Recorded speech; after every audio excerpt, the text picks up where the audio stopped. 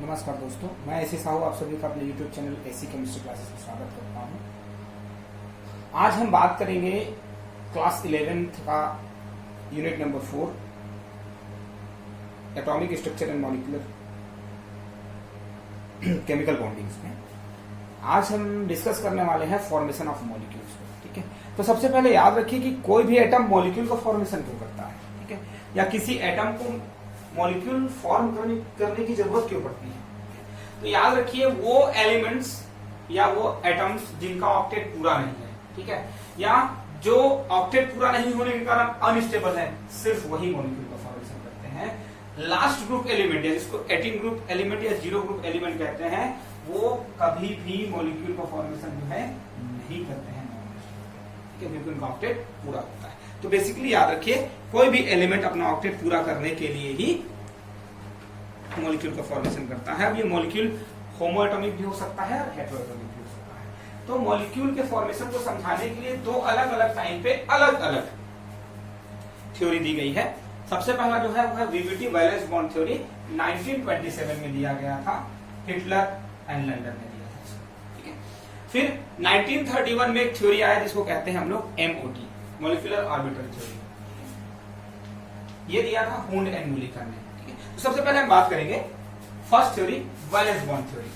ठीक है, वीबीटी यानी कि वैलेंस बॉन्ड थ्योरी क्या है।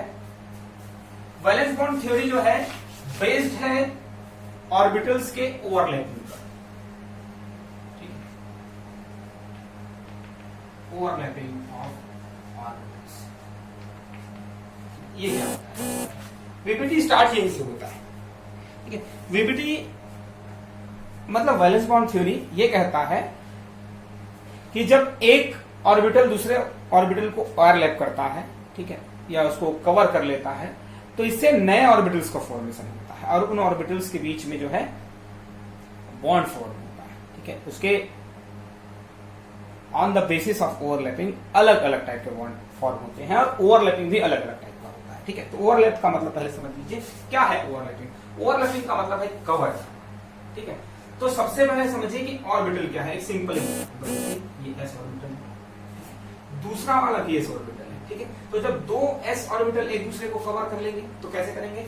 तो ऐसा है कि अगर एक साइड से हम देखें तो हमको सिर्फ एक ही, ठीक है, एक अगर व्यू से देखें तो हमको सिर्फ एक ऑर्बिटल दिखाई दे, दूसरा दिखाई ना दे, तो ये कहलाएगा कंप्लीट ओवरलैपिंग। ठीक है, ध्यान से सुनिए ना, अगर ये दोनों एक दूसरे को टोटल कवर कर ले तो कहलाएगा कंप्लीट ओवरलैपिंग। लेकिन अगर पार्शियल किसी एक पार्ट को कवर करे, जैसे इस तरीके से, ठीक है, तो वो कहलाएगा आपका पार्शियल ओवरलैपिंग। ठीक है, मतलब अगर एक ऑर्बिटल दूसरा ऑर्बिटल को पूरी तरीके से कवर नहीं कर रहा है तो ये कहलाएगा आपका पार्शियल ओवरलैपिंग। ठीक है, जैसे क्रिकेट आप लोग खेलते हैं तो देखे होंगे स्टंप इस तरीके से लगाए जाते हैं। ठीक है, तो स्टंप के सीध से अगर यहां से देखें तो हमको तीन में से सिर्फ एक ही स्टंप दिखाई देता है। फिर थोड़ा सा डिस्टेंस एंगल बदलेंगे तो कभी कभी दो स्टंप दिखाई देता है, फिर थोड़ा एंगल बदलेंगे तो तीन स्टंप क्लियर दिखाई देते हैं। वैसे ही ओवरलैपिंग भी होता है। अगर किसी एक पर्टिकुलर व्यू से देख रहे हैं और हमको सिर्फ एक ही ऑर्बिटल दिखाई दे रहा है तो कहलाता है कंप्लीट ओवरलैपिंग, और अगर हमको थोड़ा थोड़ा दोनों का पार्ट दिखाई दे रहा है तो कहलाएगा पार्शियल ओवरलैपिंग। ठीक है, अब सबसे पहले आप बात करते हैं टाइप्स ऑफ ओवरलैपिंग। ठीक है, सबसे पहला है एस एस ओवरलैपिंग। ठीक है, अब ओवरलैपिंग में कौन कौन से ऑर्बिटल पार्टिसिपेट करते हैं। ठीक है, ये याद रखें कि ओवरलैपिंग में हाफ फील्ड, फुल फील्ड और टोटली वैकेंट ऑर्बिटल तीनों ही ओवरलैप कर सकते हैं। ठीक है, ध्यान से सुनिएगा, समझिएगा कि ओवरलैप तीनों कर सकते हैं, लेकिन बॉन्ड का फॉर्मेशन सिर्फ हाफ फील्ड ऑर्बिटल ही करता है। ठीक है, overlapping, half field, full field और टोटल वैकेंट तीनों टाइप के ऑर्बिटल कर सकते हैं, लेकिन बॉन्ड का फॉर्मेशन तभी होगा जब ऑर्बिटल हाफ फील्ड हो। ठीक है, टोटल वैकेंट ऑर्बिटल से या टोटल फील्ड ऑर्बिटल से बॉन्ड का फॉर्मेशन। तो एस एस ओवरलैपिंग, जब दो एस ऑर्बिटल एक दूसरे को कवर कर लें टोटली, ठीक, तो ये कहलाता है आपका एस एस ओवरलैपिंग। इसको इस तरीके से रिप्रेजेंट करते हैं। ठीक है, अब इसका मतलब ये नहीं कि साइड से दिखाई दे रहा है, इसका मतलब ये है कि अगर इस व्यू से देखेंगे तो हमको फर्स्ट वाला ऑर्बिटल दिखेगा और इस व्यू से देखेंगे तो हमको ये सामने वाला दिखाई देगा। तो एक टाइम में हमको सिर्फ एक ही ऑर्बिटल दिखाई देता है। ठीक है, तो ये एस एस ओवरलैपिंग कहलाता है और इससे हर बार जो बॉन्ड बनता है वो कहलाता है आपका सिग्मा बॉन्ड। ठीक, इतना। सेकेंड अब देखें, अगर एक एस और एक पी ऑर्बिटल की ओवरलैपिंग हो, ठीक है, तो क्या होगी?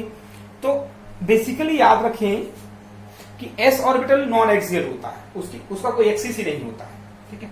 इसी एक्सिस नहीं होने के कारण वो किसी के साथ भी अगर कंबाइन होगा तो डायरेक्ट हेड टू हेड होगा, ठीक है। हेड टू हेड मतलब मुंडी से मुंडी टकराएगा उसका। तो उस कंडीशन में जो ओवरलैपिंग होता है वो हमेशा कंप्लीट ओवरलैपिंग होता है। तो एस ऑर्बिटल ये आपका और पी ऑर्बिटल ये आपका, ठीक है। दोनों के बीच में ओवरलैपिंग होगा तो क्या बनेगा?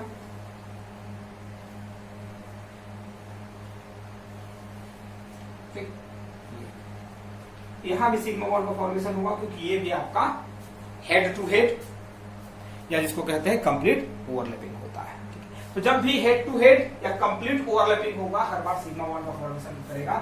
और ये ओवरलैपिंग बहुत ज्यादा अमाउंट में होता है, बहुत ज्यादा अमाउंट में ओवरलैप करने के कारण ही जो बॉन्ड बनता है वो स्ट्रॉन्ग बॉन्ड बनता है, जिसको सिग्मा से डिनोट किया जाता है, ठीक है। तीसरा जो है आपका है पीपी टाइप का ओवरलैपिंग, ठीक है। अब याद रखिए, दो पी ऑर्बिटल एक दूसरे को ओवरलैप कर सकते हैं तो दो तरीके से ओवरलैप किया जा सकता है, ठीक है। कैसे? देखें, सबसे पहला होता है पीपी कोएक्सियल। कोएक्सियल का मतलब है एक ही एक्सिस में अगर दोनों ऑर्बिटल एक दूसरे को ओवरलैप कर रहे हैं, तब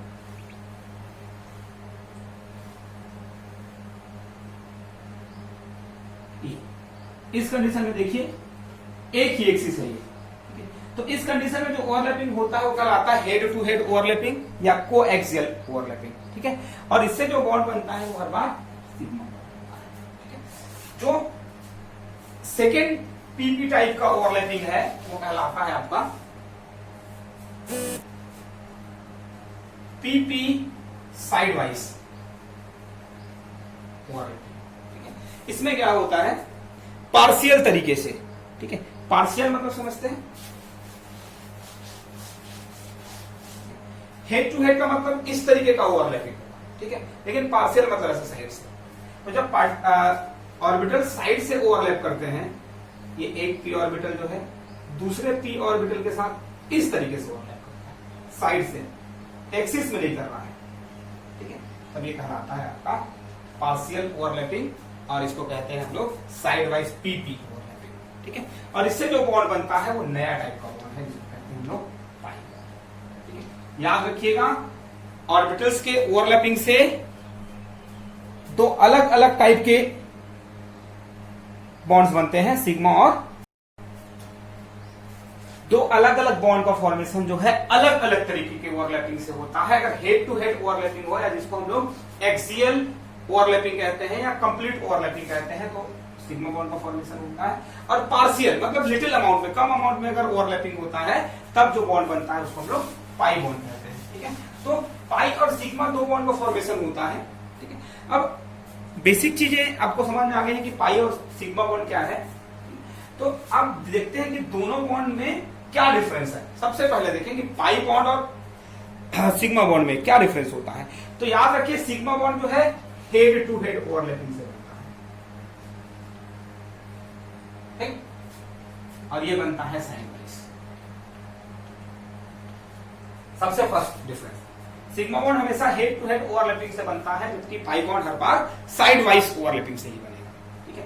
सेकेंड है sigma bond S S overlapping से, एस पी ओवरलैपिंग से और पी पी कोएक्सियल ओवरलैपिंग से सिग्मा बॉन्ड का फॉर्मेशन होता है। पाई बॉन्ड का फॉर्मेशन जो है सिर्फ P P side wise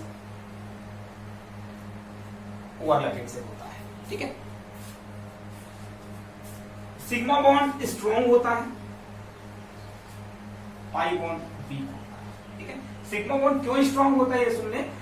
head to head overlapping के कारण मैक्सिमम ओवरलैपिंग हो जाता है और मैक्सिमम ओवरलैपिंग होने के कारण ही सिग्मा बॉन्ड स्ट्रॉन्ग होता है और मिनिमम ओवरलैपिंग होने के कारण उसको इजीली बाहर निकाला जा सकता है या अलग किया जा सकता है, इसलिए पाई बॉन्ड क्या होता है? वीक होता है, ठीक है। अब याद रखिए, सिग्मा बॉन्ड अकेले सिंगल रह सकता है, ठीक है, मतलब ये इंडिपेंडेंट है, इंडिपेंडेंट अकेला रह सकता है, ठीक है, और हमेशा सिंगल बॉन्ड से रिप्रेजेंट किया जाता है, ठीक है। अकेला इंडिपेंडेंट रह सकता है और हर बार सिंगल बॉन्ड से रिप्रेजेंट किया जाता है। पाई बॉन्ड डिपेंडेंट है, किसके ऊपर डिपेंडेंट है?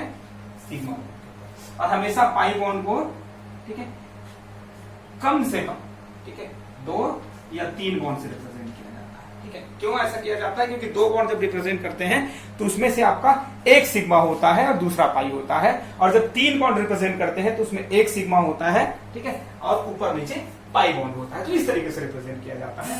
बेसिक चीज और क्या है कि सिग्मा बॉन्ड एक टाइम में, मतलब 2 एलिमेंट्स के बीच में हमेशा एक ही सिग्मा बॉन्ड बनता है, ठीक है, लेकिन 2 एलिमेंट्स के बीच में एक से ज्यादा पाई बॉन्ड बन सकता है, ठीक है। याद रखेंगे, सिग्मा बॉन्ड जो है 2 एलिमेंट्स के बीच में सिर्फ एक ही बनता है, लेकिन पाई बॉन्ड जो है एक से ज्यादा, ठीक है, 2 पाई बॉन्ड भी बन सकता है और बनता है, ठीक है। तो ये बेसिक चीजें हैं ओवरलैपिंग के बारे में। इसके बाद हम आगे बात करेंगे आगे पार्ट में कि हाइब्रिडाइजेशन क्या है, हाइब्रिडाइजेशन क्या होता है, उसके टाइप्स क्या क्या हैं और उसको एक्सप्लेन हम कैसे कर सकते हैं, ठीक है।